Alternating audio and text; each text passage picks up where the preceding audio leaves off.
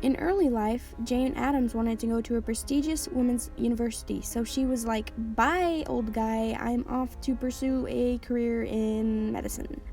But he was not okay with this because he lost his wife and he wanted to keep his girls close, so he said, "Nope, go to school with your sisters." So she was angry, but she did not want her father to be upset, and that choice probably changed the whole course of her life. She would now stay close to home and go with her father and stepmother to where her father would die, and in their grief, her family would go to Europe, where Jane would be appalled to see that poverty-stricken London would let its poor purchase rotten food. I am appalled to see this. And there is, as well, where Jane tries to seek comfort in religion while she's there and she grieves her father's death. And is probably when she gets into the social gospel or whatever, which is an idea that Christian morals should be expressed in all aspects of society. Or it was when she went to a Christian university, probably that.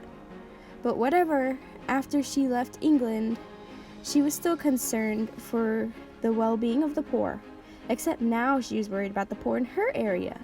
She pondered over what to do over the next couple of years, even partnering with another lady, Ellen Gates Starr, to come up with a plan.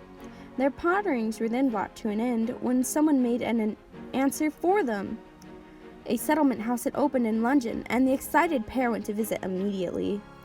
They returned home with a new idea. A whole house in Chicago for the immigrants and the poor. The whole house had all sorts of amenities: a kindergarten, coffee house, bookbindery, clubs for the public to enjoy, stuff like that.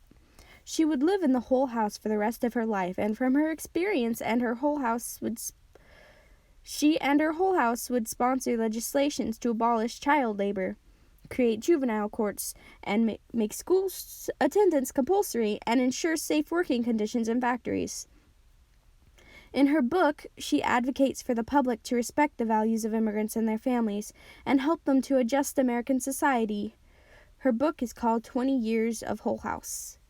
During World War I, she asked President Woodrow Wilson to arrange a conference to end hostilities in Europe.